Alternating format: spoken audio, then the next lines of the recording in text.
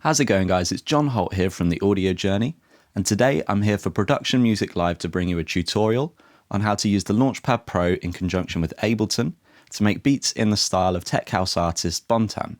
I'm also going to be sharing some tips on Ableton drum racks and how you can integrate the Launchpad Pro generally into your Ableton workflow. And this is the beat that we're going to be making.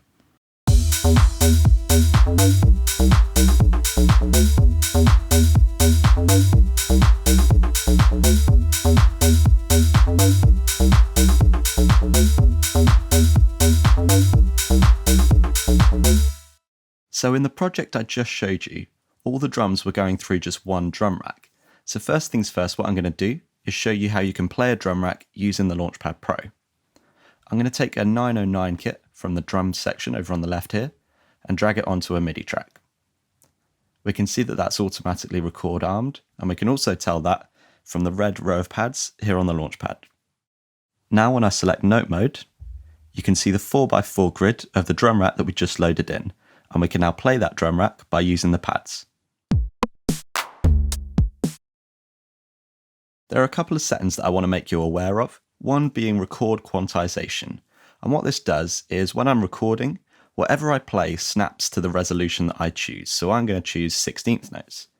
To do this, you come up to Edit, Record Quantization, 16th note quantization.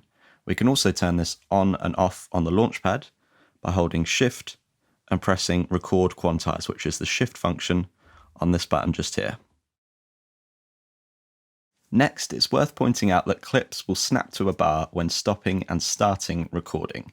For that reason, I normally lay down a 4 to the floor kick for exactly how many bars I want the clip to be, and then press the record button again to stop the recording at that desired length. So for example, I'll then have a 2-bar loop of just a 4 to the floor kick.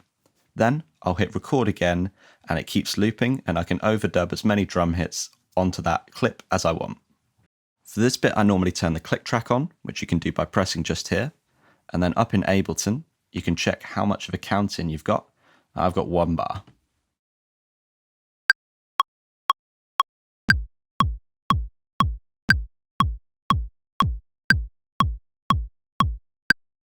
There we go. So now I've got a 2-bar 4 to the floor kick.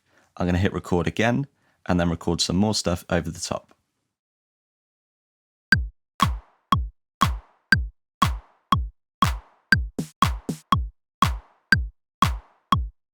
Okay, so I hit the wrong pad there. I meant to hit the hi-hat, but I can just hit undo on here, and that undoes those 2 snares that I recorded. I'm also going to turn the click track off now and carry on.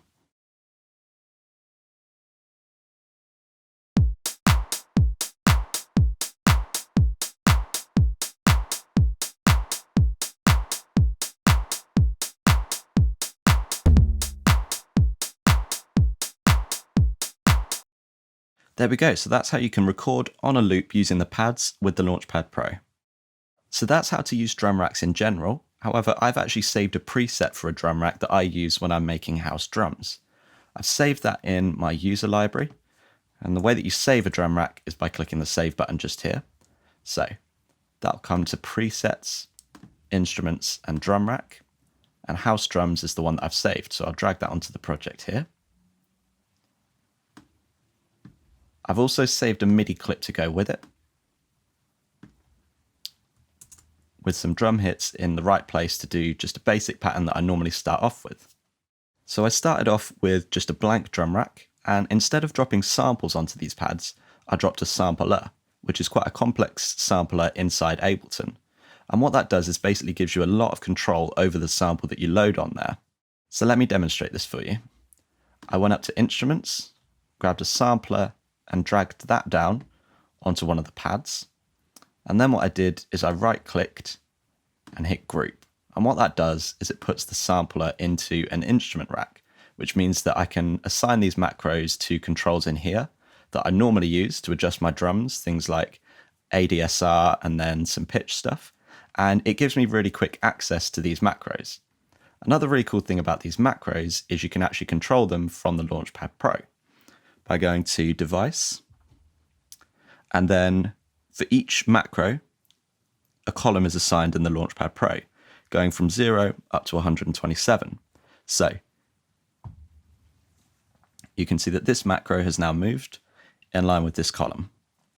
The harder you hit these pads, the quicker the value changes, and the softer you hit them, the slower it changes. So if I press this pad just lightly, the value will really slowly come back down to 0. But if you hit it really hard, it goes instantly. It's really quite a cool feature of the Launchpad Pro. To map these macros to the right controls in the sampler, all you do is you come to the things that you want to change. So this is the amp envelope. Hit map, select attack, map to macro 1, decay to macro 2, and so on. And then these can be controlled from the Launchpad. Then what I did is I named the samplers that I know I was going to use in every session, so kick, clap, closed hat, open hat, etc. Then my workflow consists of me coming up to my samples, picking the sample pack that I'm going to be using. In this instance, I'm using the Deep Premium Volume 2 from Production Music Live, which is a fantastic pack. And I'll go into kicks. I'll make sure that the sample is ready to drop into. I'll find the kick that I want to use by auditioning them, and then simply drag it in where it says drop sample here. Now, because I've got this clip already, so we'll get rid of that first one.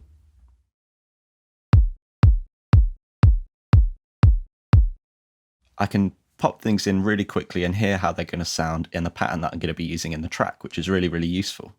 Now let's jump back into the track that I showed you at the start and break down how I made that. So the first thing I did is go through the sample pack that I'm using and picked out the samples that are closest to the song that I'm recreating, which is Move On Out by Bontan. Then I recorded the drums in the same way that I did in the earlier part of this tutorial, which I'll demonstrate for you now in terms of this pattern. So first I put down a 2-bar 4 to the floor kick.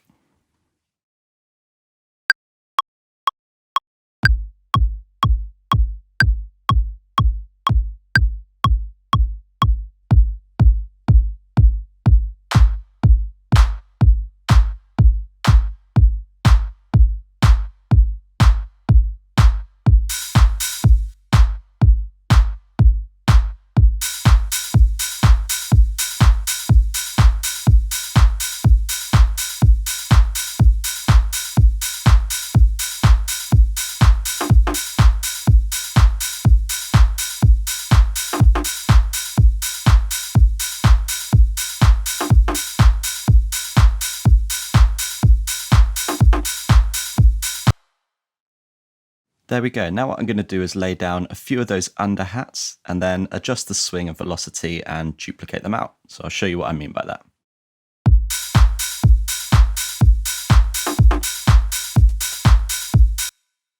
Okay, so here you can see that I recorded 4 of those 16th note hi-hats, which I have running through the whole bar at a really low volume just to give it a nice bit of groove. And instead of doing them all, what I'm going to do is add a little bit of swing to them, because remember we've got that quantization on.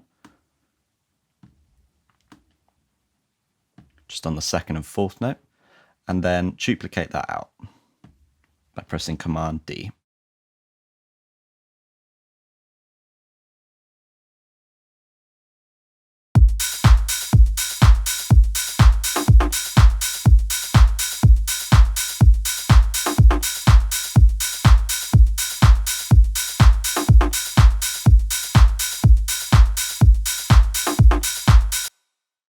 There we go, that's how I recorded the drums using the Launchpad Pro. The bass line was done in C major using the scale mode on the Launchpad Pro. Now what this does is it allows you to pick a scale by selecting a root note and then a scale type, and then only the included notes are displayed on the Launchpad, which is really, really handy. So to pick a root note and a scale, hold down Shift and press Note, and then you can see here that we've got a sort of piano keyboard laid out with blue keys, with the bottom row being the white keys, and then the 2 black keys and the 3 black keys. This darker coloured pad represents the root note that you've selected, so I'm going to go for C.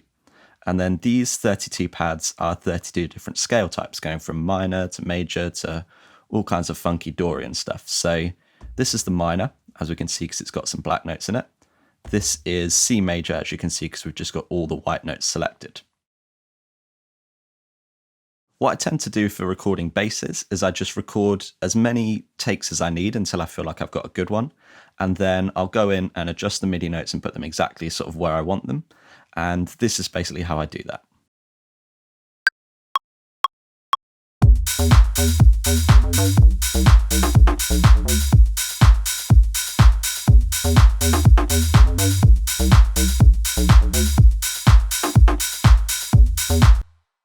Okay, so it's not often I get it first time, but there we go. That's gone in first time exactly how I would have wanted it. Just need to now shorten the clip down so that it repeats properly. And then these are the drums I recorded. This is the bass I recorded.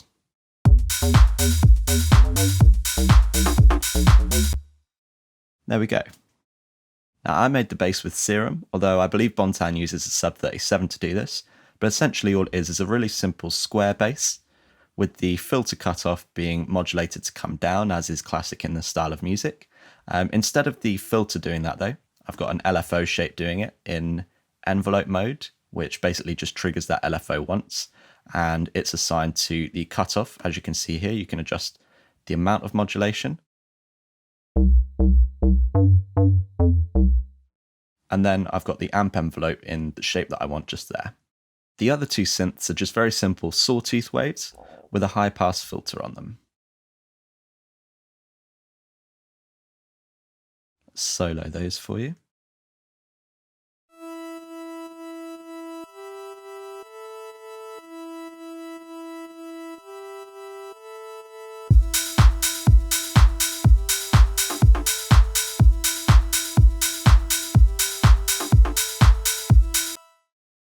Now I'm going to show you a couple of other tips that I use to get the song sounding somewhat like the original.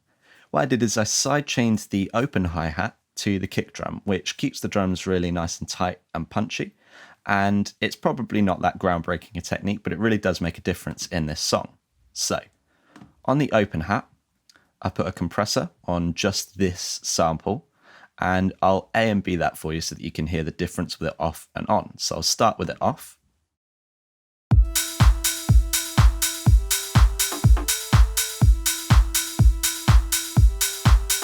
On.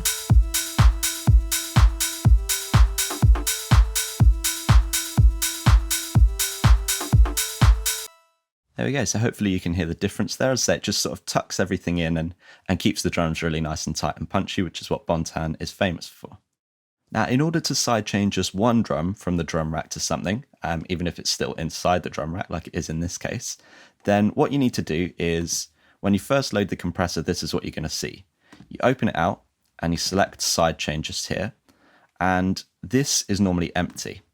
What you do is you select drums, and if you don't select anything else, then all of the drums that are in this MIDI clip will be triggering the sidechain, which is obviously not what we want. We just want the kick to be doing it. So you come to the menu just down here, and instead of it being selected just everything, you select the kick in here, and then it's just the kick which is going to trigger this sidechain.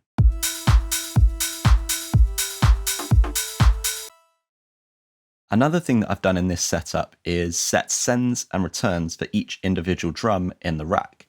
In order to do this, what I do is I go down to the chain list, which is just here, select I/O and R for returns, and you can see here that I've got some send and returns set up, and you can see the corresponding sends on each individual track. So I've got a reverb, some delays, and these are controlled by the sends on each individual track. This is really simple to do, and all you have to do is drag whatever effect that you want to apply in a send, so a ping pong delay for example, and drag it down into this section here, and then whatever I send to send D, which is this one here, will be affected by that effect, which is the ping pong delay. Another option, if I get rid of that, if I right click and create a return chain, this is now empty. It doesn't actually have an effect in it. But what I can do is I can send it to either the reverb, the delay, or any return that you might have in the main session. So the way that you do that is where it says rack output, which we bring up by pressing I/O. We select one of these already configured return tracks, and we're able to then send to that. So this return chain, if I label it reverb, because that's what I'm sending it to, and then I'll turn it up on the clap so you can hear that.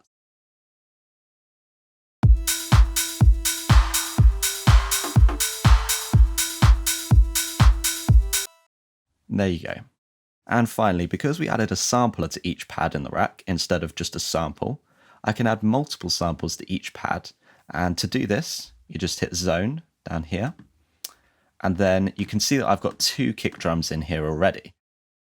In order to flick between adjusting the 2, what you do is you can choose between them here. And then if I wanted to hear more of one and less of the other, you can control the volume just here so that you can blend them really nicely. So if you've got a kick with a little bit more attack and then a kick with a little bit more weight, you can balance them out really nicely, and it saves you having to do sort of more EQ work later in the mix. So guys, I hope you found this tutorial useful, and if you did, then be sure to leave a like. If you've got any questions, then feel free to ask them in the comments section just down below, and either myself or someone else in the community will get back to you with some assistance. Thank you for spending a bit of time here with me today, and we do hope to see you again soon.